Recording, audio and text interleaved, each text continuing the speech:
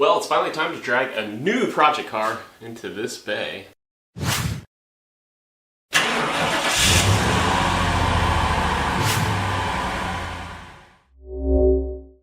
Alright, well, if you caught my turn of the calendar, your upload episode, whatever you want to call it, looking back, looking ahead, 25, 26, you already know what this project is because I gave a little sneak peek as to what that is. But yes, we are attempting to body swap some post-war iron on an EV chassis. But hey, real quick, if you're reading for the first time, I'm Grant Tommy, and this is Straight Six Fan. You're home for offbeat hot rodding, but it might not be what you think. So let me just drag it out real quick.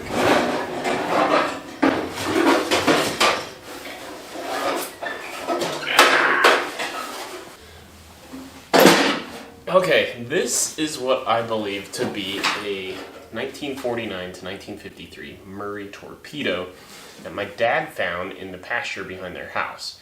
Actually, probably my mom's siblings, one of my mom's siblings. The pasture behind the house I grew up in is actually Grandma and Grandpa's land. Of course, since then, that generation has passed, so the estate got divvied up between all the siblings, so the dad was doing some hedge clearing in the pasture behind it and found this, and significant body damage. This thing is all bent up at all sorts. I'm really guessing, like, the way it's folded over, like, seems like probably my grandpa or somebody backed a tractor up, and this, like, it feels like this took the wrap of the rear tire of a tractor. So the goal for it is, as I say, I'm going to swap it on an EV chassis. Well, I'm thinking Power Wheels. I have a 16-month-old daughter. At least she'll be 16 months old by the time this is uploaded. And I just think this will be a cool project to have a patina, like lead sled looking thing, and it won't be plastic. Now this pedal car, as far as things go, as you know, we've just gotten bigger as a human race. Very narrow. I'm not sure if I can find any Power Wheels this narrow. I think I know what I want the donor car to be. But today's episode is all about, we're going to try to start straightening this body out, but let me bring you in closer to show you exactly how bad it is.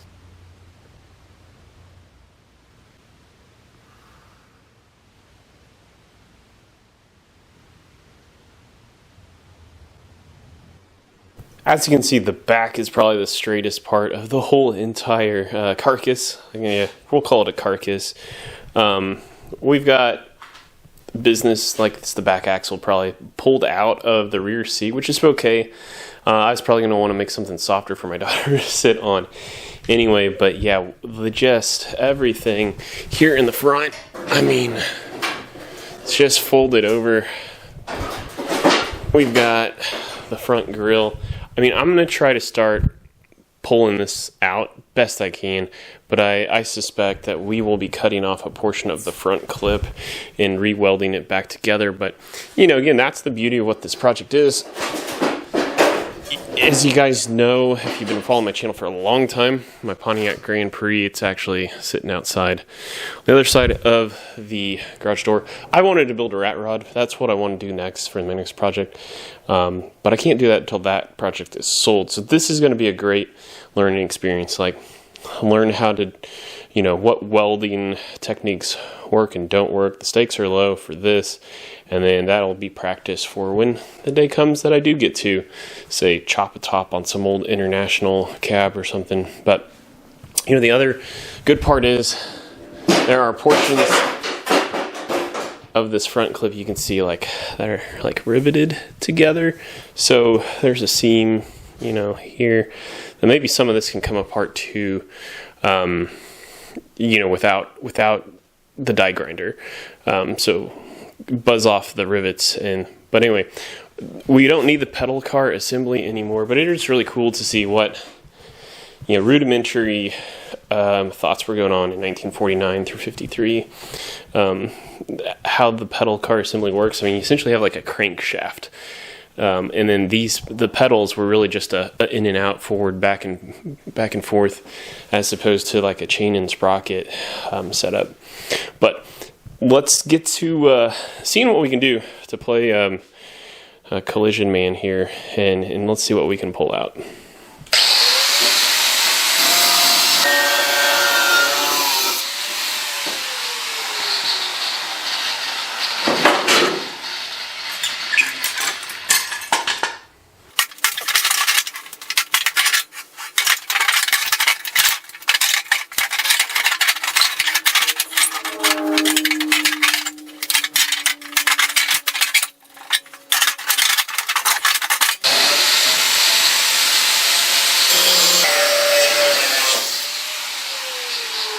Okay, just to bring you in closer here, what I was cutting was these straps look like they just kind of brace. This looks like this used to be the front axle, or steering at least.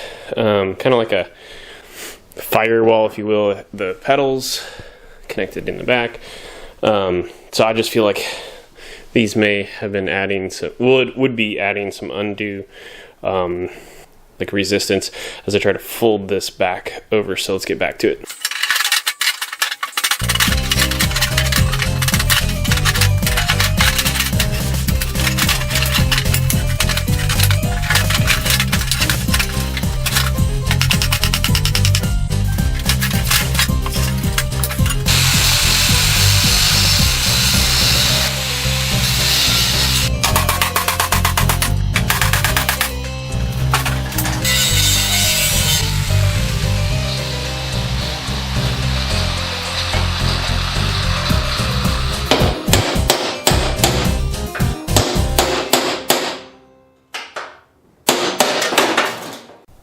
Okay, it looks like the majority of all the rivets or whatever holding the front clip on are like, we're probably like 3/4 of them are already busted. So I feel like it's probably my best interest to just separate it, and then I can manipulate each fender better, and then I can put this like on my workbench and start to kind of reform it. So I think that's what I'm going to do. As you saw, hopefully there in the last clips, you know, we just buzz off the rivets and then punch them out from outside in. And so that's where we'll go next, is just yanking this front clip off. Okay, already changed my mind because looks like there's like one, they're not rivets, maybe spot welds. There's just one little pinhole in there, and I'm not really sure. I could get a grinder in there, but it feels like I'm going to be able to pull, see my vice grip, this front fender out. And I guess the rest of this is not really attached. Looks like I think we might be able to get this back where we want it before. Oh, there we go. Yeah. Okay, now maybe I can get this front clip off the rest of the way.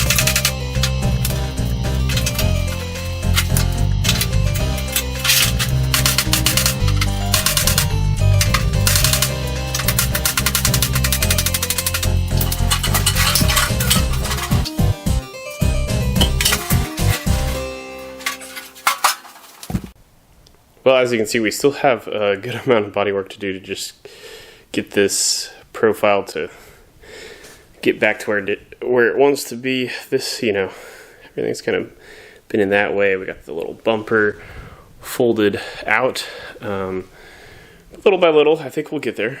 Good stress reliever, I guess, right? A little brute force. Almost giving it a little more looking over. And I feel like this body line through like probably here is what it wants to be, and maybe it starts to get messed up as it moves here, right? Because I feel like the hood stands up like more vertical than it probably wants to. This probably wants to roll over some and push that way, but I think it's pretty close to where it naturally wants to be. And then you can see this is all flattened out and flared out this way. So I think I want to work this body line from the back side to see if we can get it to be more vertical and try to study as much of kind of this side as we can. But so I think that's what we'll do. I think we're going to try to get this to stand up a little more. Probably try pounding like with a more long and linear 2x like through here. So we'll see. We'll give that a shot. Okay, I'm kind of tempted to just cut along this body line here, and then I can shape the fenders individually, make like a subframe or like a jig frame to start straightening things up and making it equal. But once I do that, there's no turning back. So I'm just kind of sitting here studying it more. I'm for sure want to probably pull the windshield off, because if I am going to get this to like roll out of the wave that it's in, I kind of feel like that windshield is going to be something I'll fight against. And you can tell it needs a straightening on its own. And who knows, maybe when I might rebuild the windshield with something like bar stock, but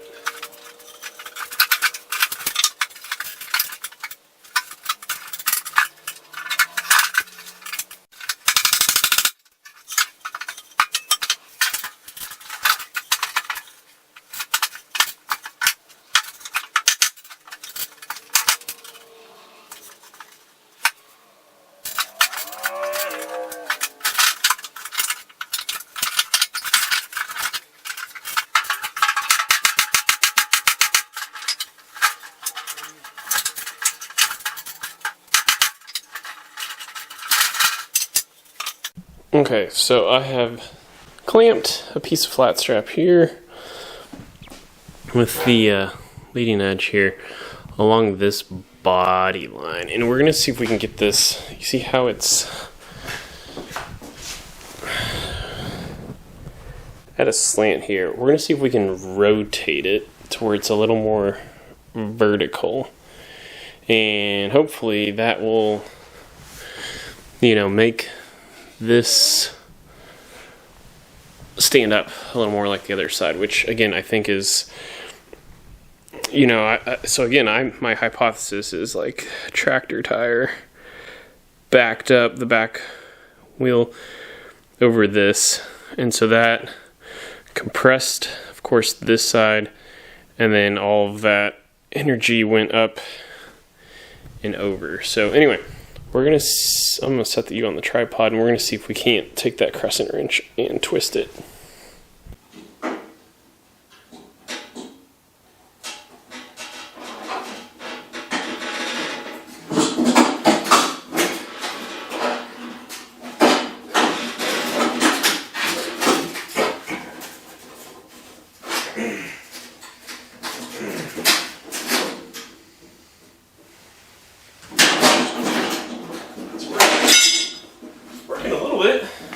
Kind of surprised. I knew this was going to be hard, or wasn't going to be easy, I should say that. I knew this wasn't going to be easy, but definitely harder than I thought. Alright, so it is the following day. It's better.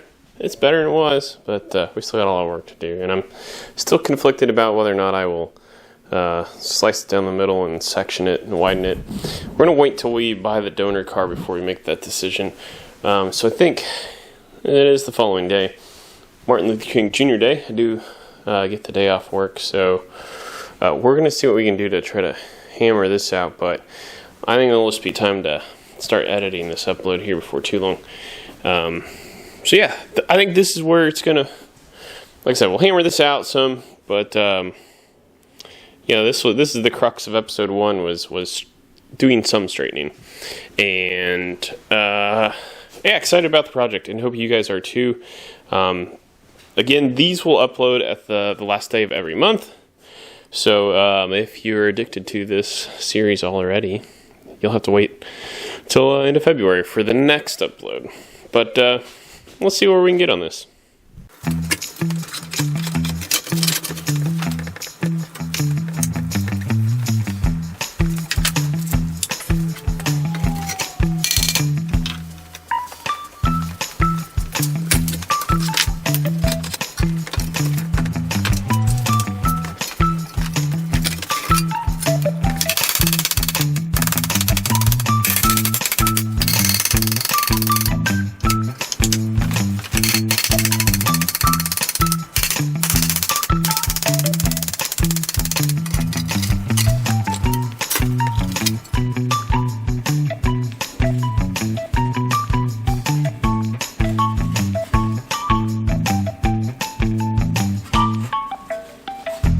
so one thing I know is that looking at pictures online, so this is fairly flat, but the roundness of this is way more gradual than the way it is kind of pinched. So I think this is going to be the most complex curve to hammer out.